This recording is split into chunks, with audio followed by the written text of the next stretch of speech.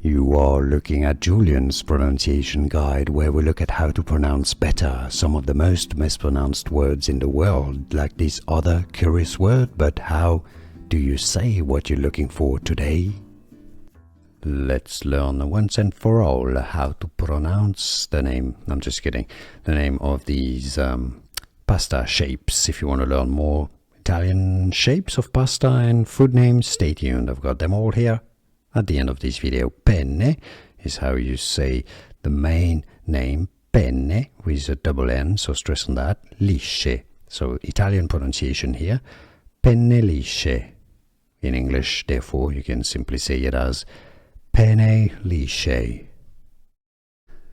Here are more videos on how to pronounce more confusing words and names too many mispronounced. Like this video if you found it useful. I appreciate your support. I'll see you soon and thanks for watching.